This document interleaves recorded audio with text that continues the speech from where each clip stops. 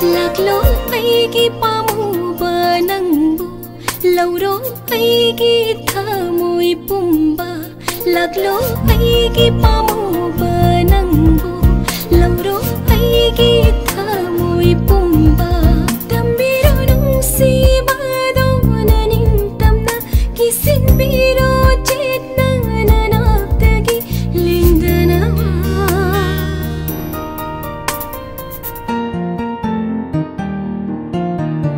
Chuirabi nangi samlangdo haidopdage ikutsina loinaidra nung sipagduda puno na chatlagani nangbu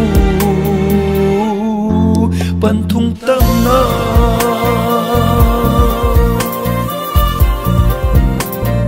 Naujaribi aigi thamoshida Faurakliba nangi nushibase Garam fongla sige na famda Ikai khangda bini haira dara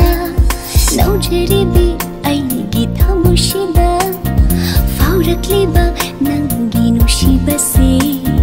Garam fongla sige na famda Ikai khangda bini haira dara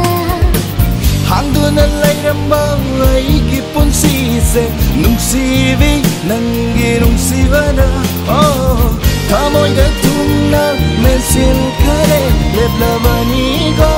chinglon ma patum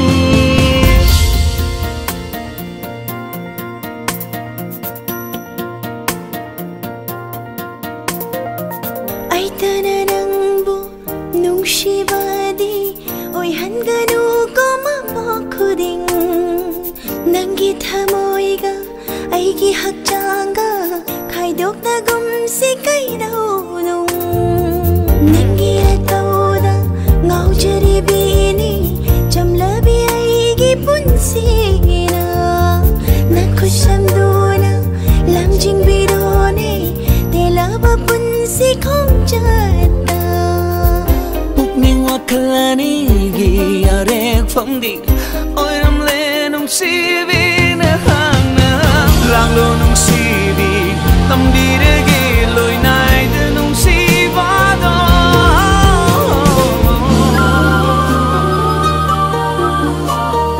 Dilaba punshi khomchen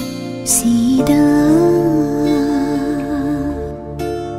Thingnari do ngasidi nang ai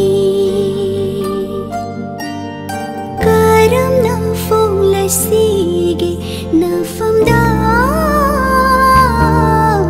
nungshiba nagtagi wakhal khalingai kaururi awabasu shambirone ngasidi thamoy se